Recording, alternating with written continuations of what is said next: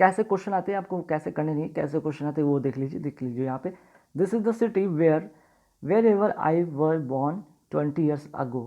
ठीक है, यहाँ पे सबसे इंपॉर्टेंट चीज़ है कि आपको अंडरलाइन किया हुआ है जिसमें इम्प्रूवमेंट करना है। तो यहाँ पे देखिए क्या होगा, वेयर आई वॉज बॉर्न होगा, है ना, क्योंकि वेयर किस लिए होता है, वेयर प्लेस के लिए होता है।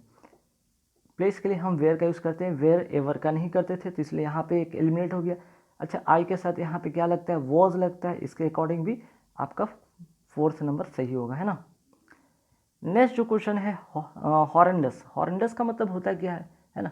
हॉरेंडस का मतलब क्या होता है, हॉरेंडस का मतलब होता है खतरनाक, है ना। हॉरेंडस का मतलब होता है खतरनाक होता है या खराब होता है। हॉरेंडस का मतलब यहाँ पे नोट कर लीजिए, इसका मतलब होता है खराब।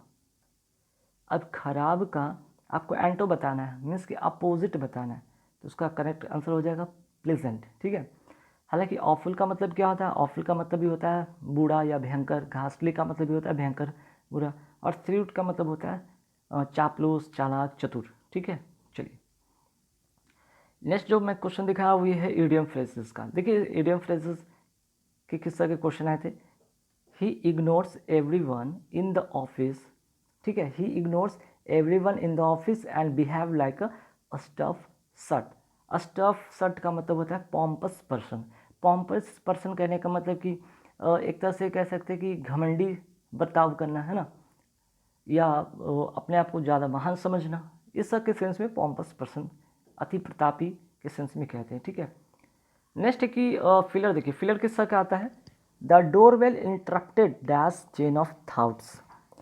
अब यहाँ पे सेंटेंस पढ़िएगा तो आपको लगेगा कि द डोरबेल इंटरप्टेड मी, तो सही होगा, लेकिन नहीं, इंटरप्टेड माई होगा, है ना, क्योंकि जो यहाँ पे सब्जेक्ट है वो खुद पर नहीं इसका प्रभाव पड़ रहा है, बल्कि इसके चेन ऑफ थाट्स पे इफेक्ट पड़ रहा है, इसलिए यहाँ पे आप लगाएंगे ऑब्जेक्टिव केस नहीं लगाएंगे, यहाँ पे माई का यूज़ करेंगे। ठीक है, चलिए नेक्स्ट देख सकते हैं यहाँ पे आपका जो है क्या है, एक्टिव पैसिव, है ना। एक्टिव पैसिव में इस तरह के सवाल आते हैं। अब एक्टिव पैसिव में करना क्या है कि आपको चाहे तो एक्टिव क्वेश्चन पूछेगा, आपको पैसिव में कन्वर्ट करना होगा। ठीक है, या फिर आपको पैसिव दे दिया जाएगा, एक्टिव में कन्वर्ट करना होगा, इस तरह से सवाल आते हैं। अब यहाँ पे देखिए I was laughed eight by लगा के इससे पता चल गया कि पैसिव फॉर्मेशन में हमें एक्टिव में चाहिए। तो एक्टिव में जाने के लिए यहाँ पे ध्यान दीजिए वॉज पहले ध्यान दीजिए, है ना। यहाँ पे वॉज पर अगर ध्यान देंगे तो वॉज वाला में क्या होता है, अगर ये पैसिव में है तो इसका एक्टिव क्या होता है, सिर्फ V2 वाला होता है ना। V2 वाला जो सेंटेंस होगा वो एक्टिव में होगा। तो V2 आप खोज लें, यहाँ पे वर है होगा नहीं, आर है होगा नहीं। My friends laugh, my friends यहाँ पे लाफ सिर्फ लिखा हुआ है, ईडी वाला है नहीं, V2 वाला फॉर्मेशन सिर्फ और सिर्फ यहाँ पे बना है कि my friends laughed at me when I fell off the chair. ठीक है, फिर नेक्स्ट क्या है, identify the segment in the sentence which contains grammatical error. अब एरर देखिए किस तरह का आता है, when did you came back from your holiday in Mauritius. When did you, देखिए डिड के साथ जो होता है कॉम्बिनेशन होता है वर्ब का फर्स्ट फॉर्म होता है, तो फर्स्ट फॉर्म के इन द सेंस आपका गलत, यहाँ पे केम बैक नहीं होता, कम बैक होता है ना। चलिए नेक्स्ट जो क्वेश्चन देख सकते हैं कि कैसा आया था क्वेश्चन पैसिव फॉर्मेशन में, एक और देख लीजिए पैसिव वाला कि what medicine have you given me. ठीक है, what medicine have you given me, यहाँ पे क्या है एक्टिव में है, और अब आपको क्या करना है पैसिव में कन्वर्ट करना है ना। तो हैव वाला में तो पहले तो आपको चेंज करना होगा, हैव बीन आपको लेके आना होगा, जहाँ पे हैव बीन लिखेगा वो वाला आपका आंसर होगा। तो यहाँ पे हैव बीन है नहीं, यहाँ पे हैव बीन है नहीं, यहाँ पे हैव बीन नहीं है, तो बस 3rd नंबर ऑप्शन आपका करेक्ट आंसर है। ठीक है, चलिए नेक्स्ट क्या, select the correct passive form. फिर से पैसिव फॉर्म के बारे में बात किया गया है यहाँ पे कि the company is giving a promotion to all efficient workers. यहाँ पे एक्टिव है, आपको पैसिव में कन्वर्ट करना है। तो देखिए इज एम आर जब रहता है, इज एम आर रहता है तो हम उसको क्या करते हैं, वॉज या वर में कन्वर्ट करते हैं, प्लस उसमें बीइंग ऐड करते हैं, है ना। उसमें क्या करते हैं, सॉरी यहाँ पे वो वाला नहीं होगा, यहाँ पे इज़ है ना, इज़ है तो हमें क्या करना होगा, इज़ को कन्वर्ट करना होगा, इज़ बीइंग हो जाएगा या इज़ बीइंग करेंगे। ठीक है, आर होता है तो आर बीइंग कर देंगे, है ना, आर बीइंग कर देंगे। ये होता है पैसिव फॉर्मेशन, इज़ के साथ इज़ बीइंग, आर के साथ आर बीइंग। अब देखिए यहाँ पे द कंपनी इज़, कंपनी तो यहाँ सिंगुलर है, लेकिन अगर हमें पैसिव फॉर्मेशन में बनाना होता है तो कहाँ से स्टार्ट करते हैं, ऑल एफिशिएंट वर्कर्स, ये तो प्लोरल है, तो प्लोरल के साथ हमें क्या जाना होगा, आर वाला ढूंढना होगा। आर यहाँ पे है, यहाँ पे है नहीं, यहाँ पे है नहीं, आर अगर है भी यहाँ पे तो हमें तो बीइंग चाहिए था, बीइंग यहाँ पे भी नहीं है, तो कुल मिलाकर आपका जो करेक्ट आंसर होगा वो होगा second number, all efficient workers are being given a promotion by the company. ठीक है, चलिए नेक्स्ट जो क्वेश्चन है यहाँ पे फिर से आ रहा है सेंटेंस इंप्रूवमेंट वाला क्वेश्चन, देख लीजिए। As a child I use to spend a lot of time with my grandparents, use to plus V1 और यूज टू V1 अगर होगा तो यहाँ पे V1 में भी कौन सा यहाँ पे होगा, यूज टू के साथ हम क्या करेंगे, यहाँ पे क्या करेंगे आप वर्ब का यूज़ करेंगे, ना कि एडजेक्टिव का। ठीक है, एडजेक्टिव का यूज़ नहीं करेंगे। ठीक है, तो हमें यूज टू स्पेंड यहाँ पे करेक्ट आंसर होगा करना। ठीक है, फिर क्या है, साइनो है। साइनो देख लीजिए कैसा आता है, मॉर्टल का मतलब क्या होता है, मॉर्टल का मतलब होता है मरणशील। ठीक है, मॉर्टल का मतलब होता है मरणशील होता है, यार इसका जो साइनो होगा वो होगा डेडली, है ना। बाकी बिनाइन का मतलब होता है काइंडली टाइप का पर्सन, जेंटल टाइप का पर्सन। अलाइवली का मतलब होता है रोचक, जिसके यहाँ पे इसके बारे में भी जिक्र कर देते हैं, रोचक इसका होता है। इसका करेक्ट आंसर तो जेंटली होगा, सॉरी डेडली होगा। बाकी बीइंग और जेंटल का मतलब होता है काइंड टाइप का पर्सन। ठीक है, चलिए नेक्स्ट आया था ABCD फॉर्मेशन मीन्स की सेंटेंस अरेंजमेंट वाला। देखिए बहुत इंपॉर्टेंट, इसके लिए तो आपको मैंने बताया कि आप पैसेज वगैरह पढ़ते रहेंगे, एडिटोरियल वगैरह पढ़ते रहेंगे और इसको प्रैक्टिस में रखेंगे तो चीज़ें समझ में आएगा। सब्जेक्ट वर्ब एग्रीमेंट से जितने भी पार्ट ऑफ स्पीच हैं, इन सभी चीज़ को अगर आप याद रखेंगे रूल फॉर्मूले के साथ तो कॉम्बिनेशन करना आसान हो जाएगा। देखिए सबसे पहले हमें क्या होगा, एक तो इंडिपेंडेंट सेंटेंस ढूंढना होगा जिसको कहते हैं सब्जेक्ट, सब्जेक्ट के फॉर्म में, या नाउन जिसको कहते हैं। The most haunting was how his friend आया यहाँ पे, तो उसके पहले कोई तो फ्रेंड होगा जिसकी जिक्र किया गया होगा, तो उसके पहले कोई तो होगा, हिज प्रोनाउन है ना, प्रोनाउन के लिए कोई नाउन के बारे में बात किया होगा, ये होगा नहीं, हिज से सेंटेंस स्टार्ट होगा नहीं। मानीज फेस, मानी का जो फेस है, had gone white as ghost before he had fainted, तो यहाँ से भी नहीं होगा। तो यहाँ पे सेंटेंस यहाँ से स्टार्ट हो रहा है ए से। As the night advanced Swami's fear deepened, जैसे जैसे रात होती गई स्वामी का जो है डर बढ़ता गया। ठीक है, तो यहाँ पे नाउन तो हो गया, ये नाउन हो गया, इसके लिए प्रोनाउन ही आ गया, है ना, इसके लिए प्रोनाउन ही आ गया, तो प्रोनाउन ए के बाद आएगा सी।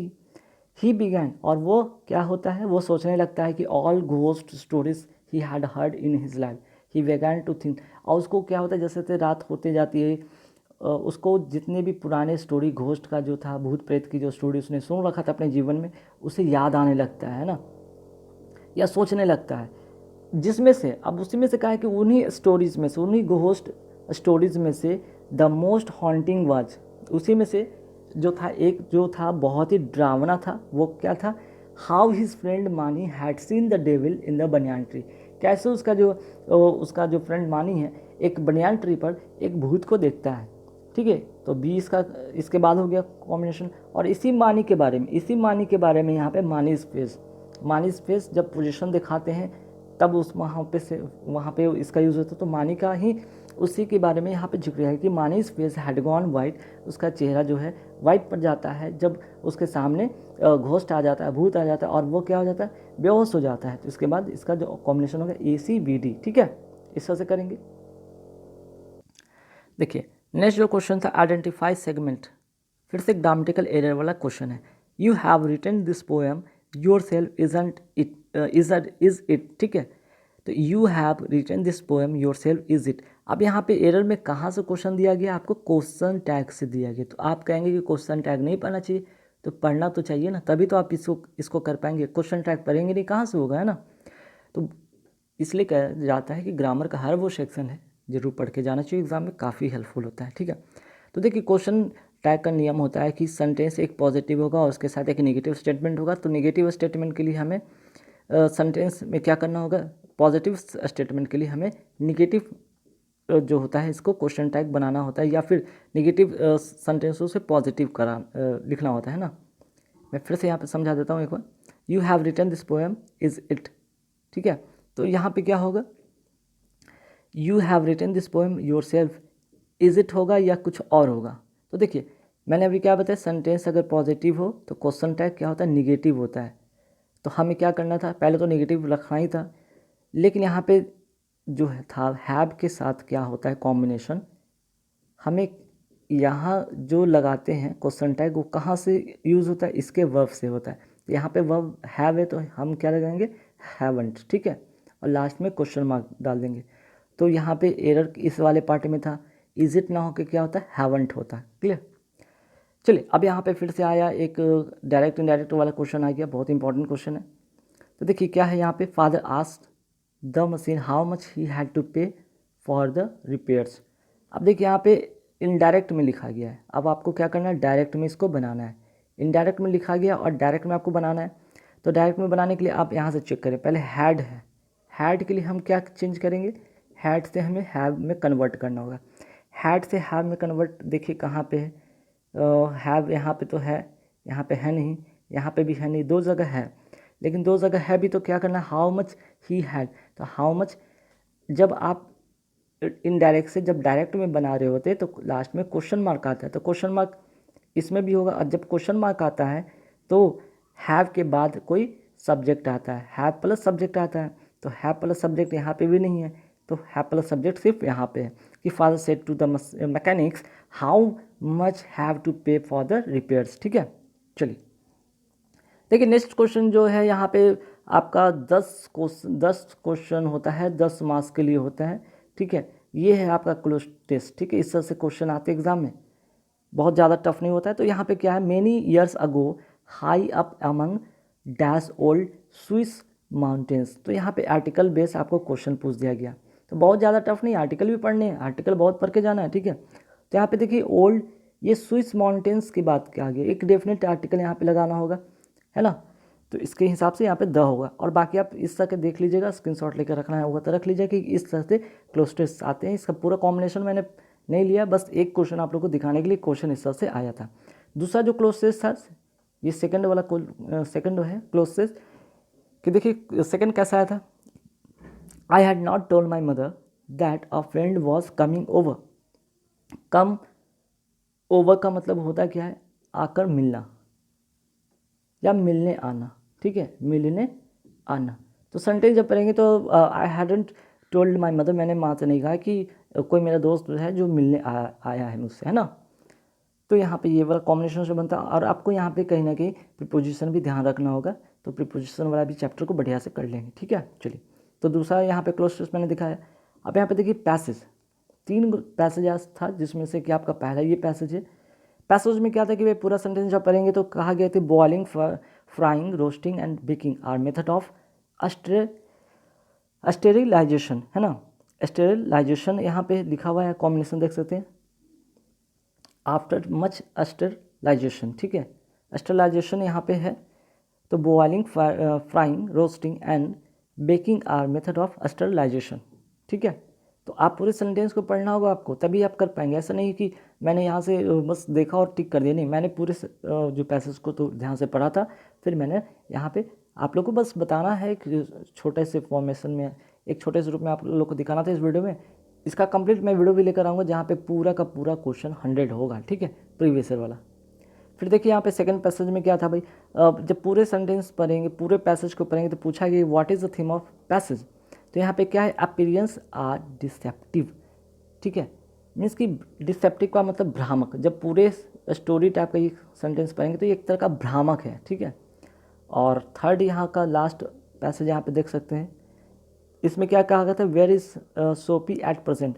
तो सोपी moved restlessly on his seat in Madison Square. तो ये मेडिसन स्क्वायर एक जगह है जहाँ पे ये था। ठीक है, तो पूछ रहा है कि कहाँ था, तो मेडिसन स्क्वायर में था। तो गैस यहाँ पे मैंने सारे जो क्वेश्चन थे जो प्रीवियस ईयर के थे, एक सभी का टॉपिक से लिया, खासकर मैंने पैसेज को तीनों का तीनों मैंने दिखाया, क्लोज को मैं दोनों का दोनों दिखाया, बाकी कुछ कुछ क्वेश्चन को मैंने इडियम फ्रेजेस हैं, चाहे एंटोन सेनो है, चाहे एरर है, चाहे जैसे भी इस तरह के जितने भी क्वेश्चन थे सारे के कॉम्बिनेशन मैंने दिखाया था। अब आप इस तरह से मेरे जितने भी बताए गए रूल को फॉलो करेंगे तो डेफिनेटली आप 15 दिन में 80 मार्क्स ले सकते हैं, लेकिन अभी तो आपके पास 60 दिन है, आप बहुत कुछ कर सकते हैं। सोच लीजिए आप 60 दिन में बहुत कुछ कर सकते हैं। कहने का मतलब आप 100 में 95 प्लस ला सकते हैं।